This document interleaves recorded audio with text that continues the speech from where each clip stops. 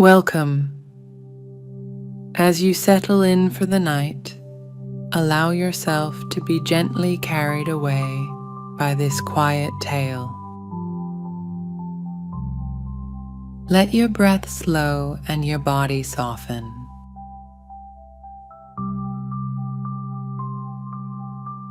There's no need to follow each word. Just allow the rhythm of the story to lull you, like the sound of rain on rooftops or wind through trees.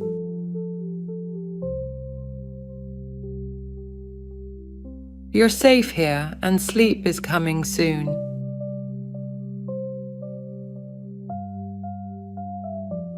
There is a village that cannot be found on any map, a village nestled high above the clouds, floating far beyond the reach of ordinary travelers. It is called Eralis, and those who find it never quite remember how they arrived, only that it felt like waking into a dream.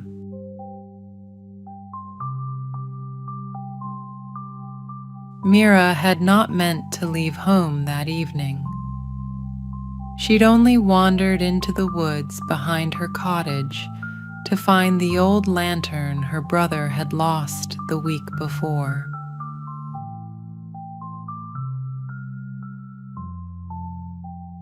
The sun had been dipping just below the hills, staining the sky with colors of apricot and rose, and she'd thought she had time before dusk truly fell.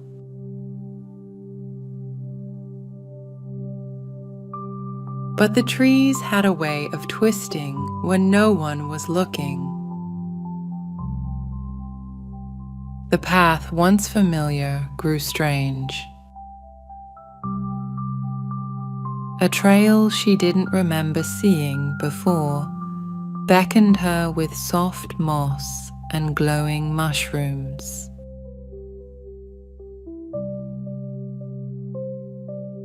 The wind carried the faintest sound of bells, as if some distant chime was echoing from above. She followed it.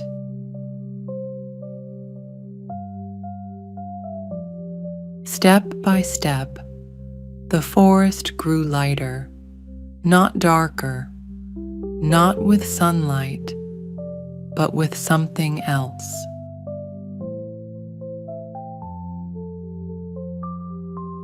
The trees thinned, and the ground began to rise gently beneath her feet, though she couldn't say how.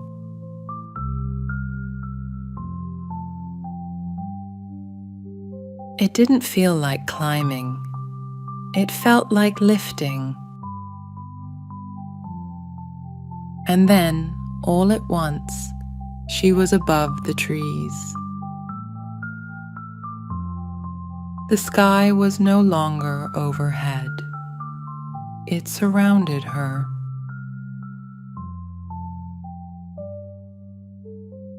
White clouds stretched in every direction, bathed in soft lavender light, and floating in their midst, as impossible and as perfect as a dream, was the village.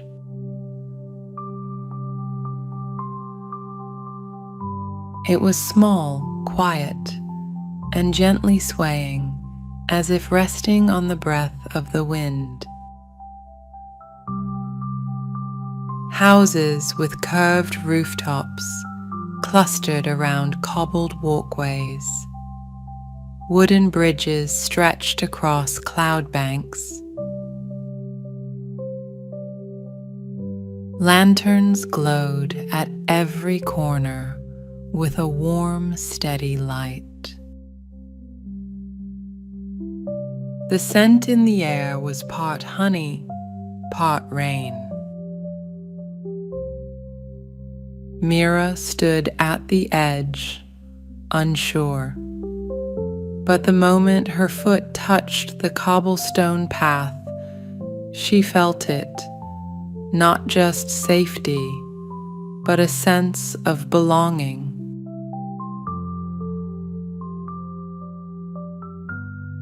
She wandered through the village, her boots making no sound on the softened stones.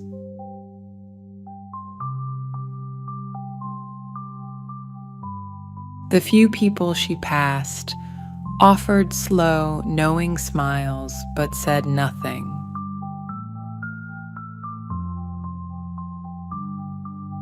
Their eyes glowed faintly, like fireflies in dusk.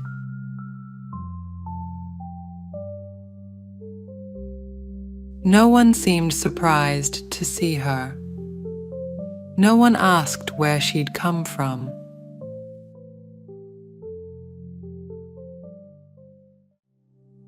At the edge of the square, a woman with silver-streaked hair stood behind a small wooden cart filled with steamed buns and dried fruits.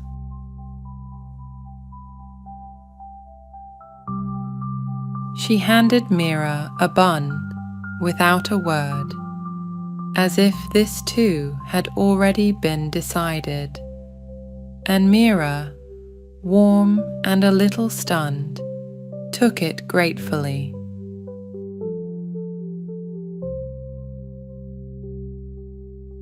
It tasted like cinnamon and cloudberry, and soothed something deep in her chest that she hadn't known was tight.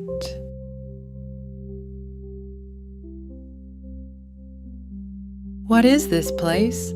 Mira finally asked.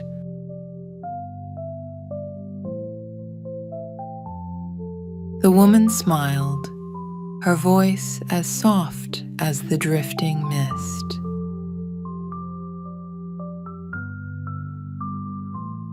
"This is where people go when they're almost ready to rest. But not quite, not forever, just enough." Mira blinked. "I'm not dreaming." "Oh, you are," the woman said. "But not in the way you think. Here, dreams are just another kind of real."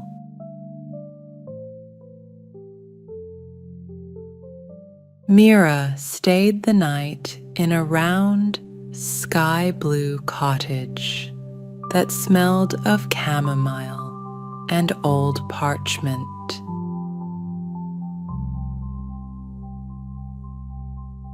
A cat was already curled on the windowsill, purring softly.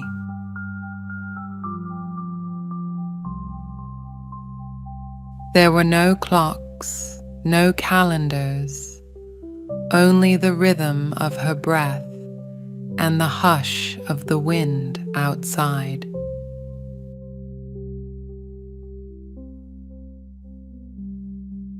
She slept better than she had in years.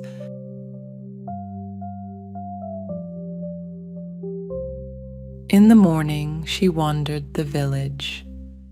She found a bookshop where the stories whispered to her before she even touched them.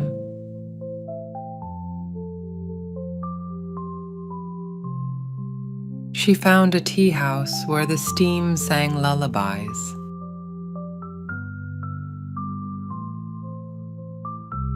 She met a boy named Oren, who had been there a long time but not too long, and who spent his days painting clouds with invisible ink.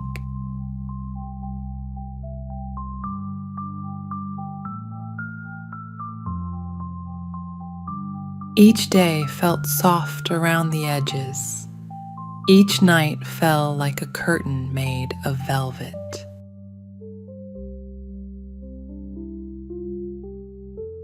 But time, Mira soon learned, didn't work in Eralis the way it did in the world below.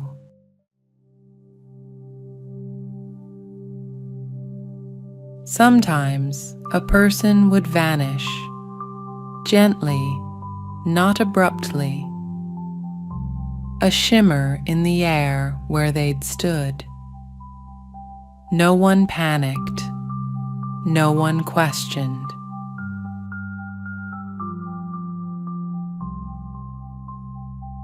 It simply meant they'd been called back to their lives or moved on to something else.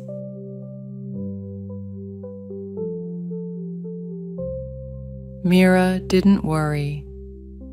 She knew she would leave when it was time. For now, the village welcomed her.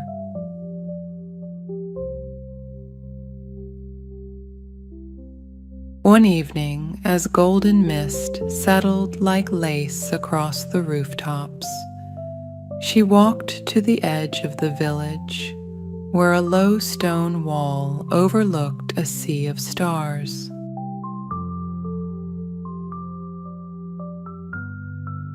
There she met an old man named Thala, who sat on a bench carving shapes from starlight, birds mostly.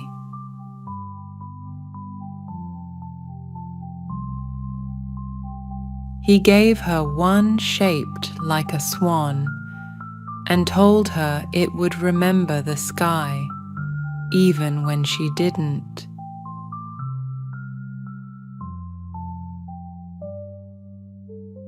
They sat together often after that, not saying much.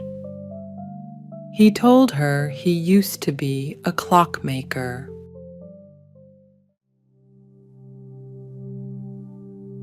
"I fixed time when it broke," he said with a wink, "but now I just let it float."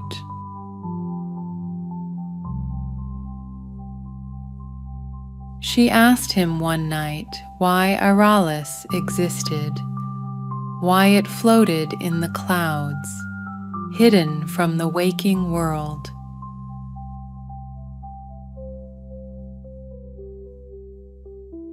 Thale looked out into the mist, because even in the real world, we need places that aren't real.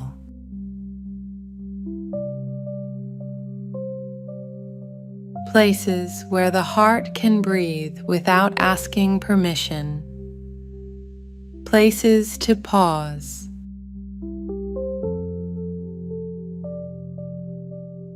Mira understood.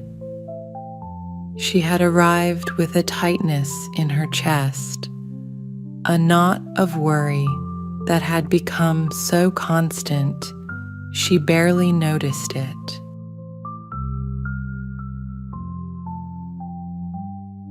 But here, it had unraveled slowly, breath by breath.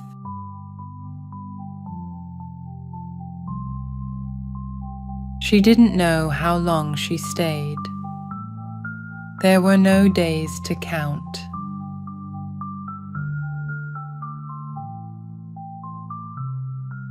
But one evening, she stood again at the archway where she had first entered and knew it was time.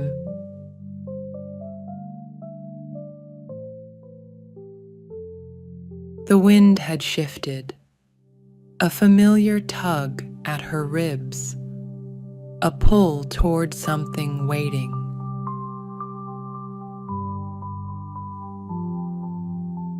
"Will I remember this?" she asked the cat, who had followed her to the gate.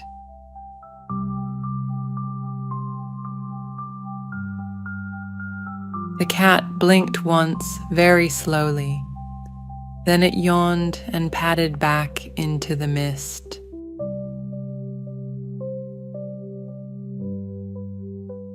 The arch shimmered.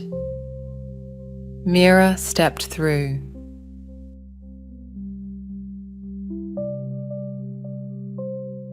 And just like that, she was walking out of the woods behind her cottage.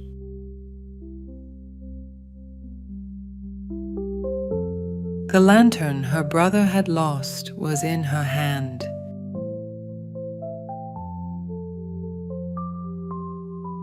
She blinked up at the sky. The clouds were ordinary now, white and slow.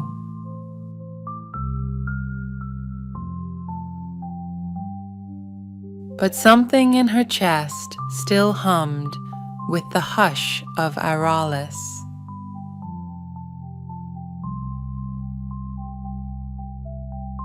Something inside her remembered the softness of that village in the clouds, even if her mind could no longer grasp the details.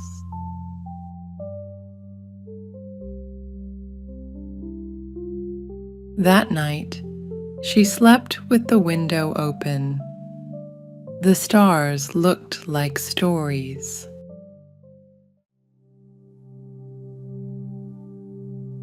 The wind smelled faintly of cinnamon and mist.